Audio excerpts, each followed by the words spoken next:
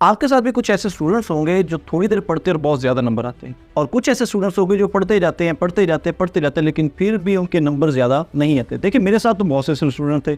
जब मैं 9th class में फेल हुआ था, जैसे कि मैं हर वीडियो में ये बताता हूँ, और बताने का मकसद ये है कि जस्ट आपकी मोटिवेशन कि अगर मैं कर सकता हूँ तो यार आप क्यों नहीं कर सकते।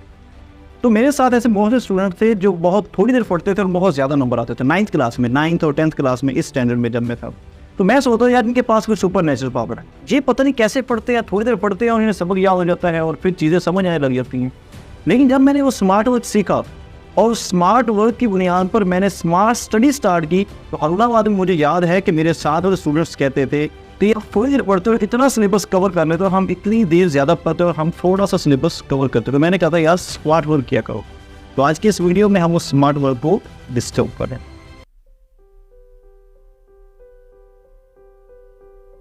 अस्सलाम वालेकुम, my name is Waheed Ali and welcome to my YouTube channel. आज की इस वीडियो में हम उस स्मार्ट वर्क को डिस्कवर करने लगे हैं जिसकी वजह से स्टूडेंट्स बहुत ज़्यादा नंबर्स लेते हैं और बहुत टॉप करते हैं। थोड़ी देर पढ़ते हैं लेकिन नंबर्स बहुत ज़्यादा आते हैं। देखिए हमारे पास टाइम तो 24 घंटे है ना, हमने इस 24 घंटों के अंदर रहकर पढ़ना है, सिलेबस को कवर करना है और इस 24 घंटों के अंदर रहकर हमने टॉप करना है। 25 घंटे नहीं हो सकते, 26 घंटे हमारे लिए नहीं हो सकते। जो टॉप करते हैं उनके पास भी 24 आवर्स है और जो फेल होते हैं उनके पास भी 24 आवर्स है। आपको लगता होगा घंटे सब एक जैसे होते हैं, लेकिन नहीं, घंटे एक जैसे नहीं होते। हर घंटे की अपनी एक वैल्यू होती है, अपनी एक वर्थ होती है। अगर आप में कोई इकोनॉमिक्स का स्टूडेंट बैठा है तो उसने लॉ ऑफ मार्जिनल यूटिलिटी वो पढ़ा होगा। उसका मतलब ये होता है कि आपका जो पहला आपने चीज़ कंज्यूम की है, पहली चीज़ जो कंज्यूम की है उसका बेनिफिट यूटिलिटी बहुत ज़्यादा होता है। सेकंड नंबर पर कम, थर्ड नंबर पर उससे कम, फिर फोर्थ, और फिर ऐसा टाइम भी आता है कि आप एक और चीज़ अगर कंज्यूम करते हैं, फॉर एग्जांपल हम एप्पल की मिसाल लें, तो हम जब पहला सेब खाते हैं तो उसका फ़ायदा बहुत ज़्यादा होता है, फिर सेकंड का कम, फिर थर्ड का कम, फिर करते करते अगर एक ही वक्त में हम 6 फॉर एग्जाम्पल 6 पर हमें बिल्कुल 0, और जब हम 7 से एप्पल खाएंगे तो हो सकता है कि वो हमारे लिए फ़ायदा ना दे बल्कि नुकसान का बाइस बने। तो इसी तरह जो रूल नंबर 1 है वो है पीक आवर रूल। आप अपना 1 घंटा देखें, कौन सा ऐसा 1 घंटा है जो आपका पीक आवर है।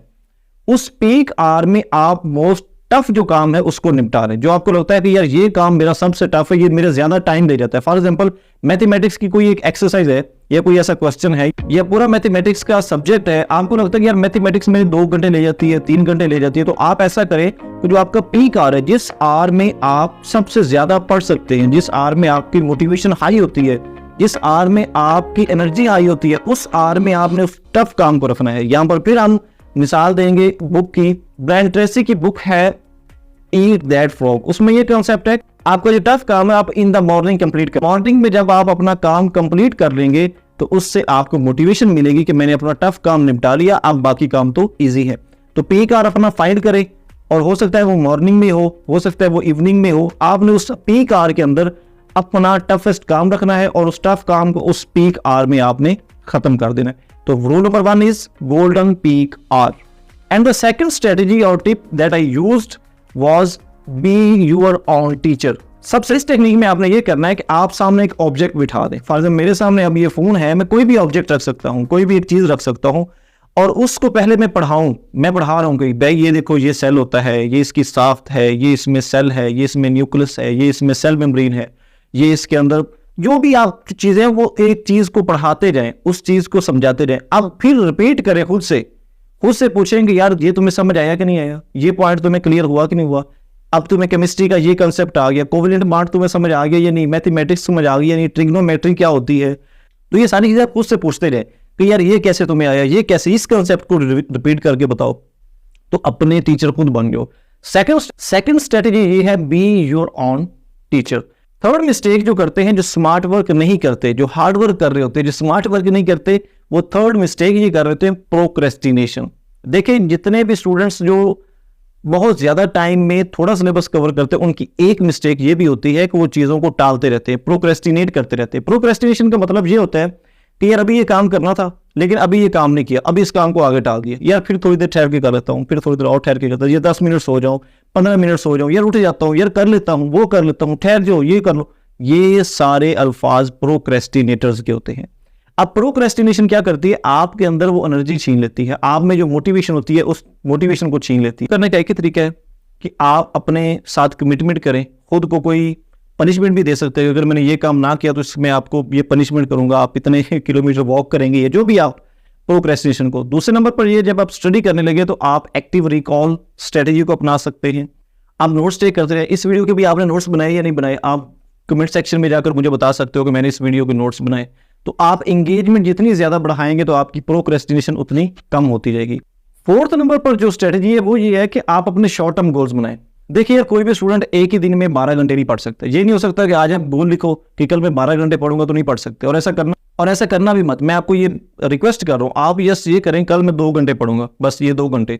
आप कहोगे यार मेरा इतना ज्यादा सिलेबस है, इतना ज्यादा काम है, 2 घंटे कह रहे हैं। देखिए, आप पहले 2 घंटे का टाइम सेट करें, उसके बाद आप 1 घंटा बढ़ा दें, 2-3 दिन बाद 1 घंटा बढ़ा दे, फिर 3 घंटे कर दे, फिर 1 घंटा बढ़ा दे।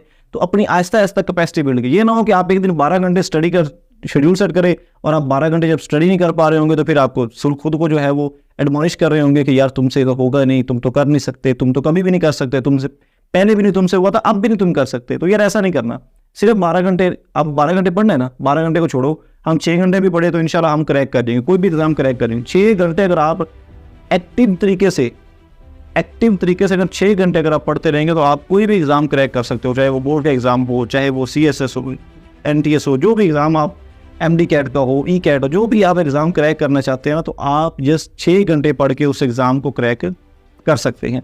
तो आपने स्मार्ट गोल्स बनाने हैं, आपने शॉर्ट टर्म गोल्स बनाने हैं कि मैंने 3 घंटे पढ़ना है, फिर 4 घंटे, फिर 5 घंटे, और फिर अपनी स्टडी के गोल्स बनाने हैं कि मैंने इस टाइम तक ये चीज़ें मुकम्मल कर लेनी है। डेडलाइन सेट करनी है कि मैंने इस टाइम तक ये चीज़ें मुकम्मल कर। तो अपने गोल्स को डेडलाइन के साथ बाउंड करके बनाएं और आहिस्ता आहिस्ता गोल्स को इंक्रीज करते। और लास्ट नंबर पर जो स्मार्ट स्टडी करने वालों की हैबिट आपको वो शेयर करने लगा हूँ, जो मैं हैबिट पहले यूज़ नहीं करता था। अब मैं बताता हूँ मैं यूज़ कैसे नहीं करता था।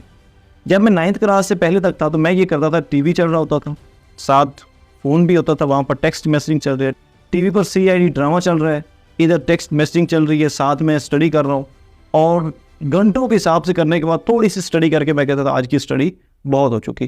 तो जब मैं स्कूल में जाता तो मैं कहता यार मेरा तो इतना सिलेबस रह गया, मेरा ये काम रह गया, वो कहते यार हमने तो ये सारा कवर करना है। मैं कहता यार मैं तो इतने घंटे पढ़ता रहा हूँ फिर भी मुझे याद नहीं हुआ। तो मैं क्या कर, मैं मल्टीटास्किंग करने की कोशिश कर, मैं समझ रहा हूँ मैं बहुत ज़्यादा काम एक ही टाइम में कर सकता हूँ। तो बेसिकली मैं डिस्ट्रैक्शंस को अपनी तरफ अट्रैक्ट कर रहा था। मैं मल्टीटास्किंग नहीं कर रहा था, मैं डिस्ट्रैक्शंस को मैनेज कर रहा था, डिस्ट्रैक्शंस के साथ पढ़ने की कोशिश कर रहा था। तो यार देखो ऐसा नहीं हो सकता, या तो डिस्ट्रैक्शंस हो सकती हैं या फिर स्टडी हो सकती है। तो इसका बेहतरीन सोल्यूशन ये है कि बजाय डिस्ट्रैक्शंस के साथ 6 घंटे पढ़ने से आप 3 घंटे अपनी डिस्ट्रैक्शंस एंजॉय करो और 3 घंटे स्टडी कर लो। पहले 3 घंटे स्टडी कर लो, उसमें ना तो सेल फोन हो, अगर ऑनलाइन क्लासेस है तो फिर तो हो सकता है ना कि आप यूट्यूब पर वीडियोस देख रहे हैं, लेक्चर्स दे रहे हैं, तो फिर तो फ़ोन सामने बस वही फिर चल रहा हो। आपने वो तमाम चैनल्स अनसब्सक्राइब कर देने हैं जो आपको डिस्ट्रैक्ट करते हैं, और बाकी जितनी डिस्ट्रैक्टिंग ऐप्स है वो तमाम आपने अनइंस्टॉल कर देनी है अगर आपने ऑनलाइन स्टडी करनी है। अगर ऑफलाइन स्टडी करनी है तो फिर जब जिस कमरे में जिस जगह पर आपने बैठकर पढ़ना है वहाँ पर सिर्फ बुक्स हो, नोटबुक्स हो, और आपके जो नोट्स हैं वो आपके साथ हों, कुछ पेंसिल्स हों, जो भी आपका ज़रूरी सामान है वो आपके पास हो। उसके अलावा आपके पास फ़ोन नहीं होना चाहिए, लैपटॉप, टैबलेट, कुछ भी और चीज़ें जो आपको डिस्ट्रैक्ट करती हैं वो आप उस कमरे से बाहर रखेंगे। आप जहाँ पर बैठना चाहते हैं, जहाँ पर बैठकर पढ़ना चाहते हैं, तो आपने वहाँ पर सिर्फ वो चीज़ें लेकर जानी है जिन चीज़ों की वजह से आप पढ़ पा रहे हो। ऐसी चीज़ें नहीं लेकर जानी जो आपको पढ़ने नहीं दे रही, वो आपको डिस्ट्रैक्ट किए जा रही है और आप उनको डिस्ट्रैक्शन को साथ लेकर बैठे हैं और उन डिस्ट्रैक्शन के साथ आप पढ़ने की कोशिश कर रहे हैं। तो ये बेसिक वो तमाम टिप्स थी, वो तमाम स्ट्रेटजीज थी जो कि स्मार्ट स्टडी की टेक्निक्स है। इस वीडियो में मैंने वो तमाम पॉइंट्स को कवर करने की कोशिश की है। अगर आप इनको फॉलो करेंगे तो इंशाल्लाह आपको वो तमाम बेनिफिट्स मिलेंगे जो किसी भी स्टूडेंट्स को मिलते हैं जो टॉप करते हैं, जो किसी भी एग्जाम को क्रैक करते हैं, या जो 90% 95% नंबर्स लेकर आते हैं।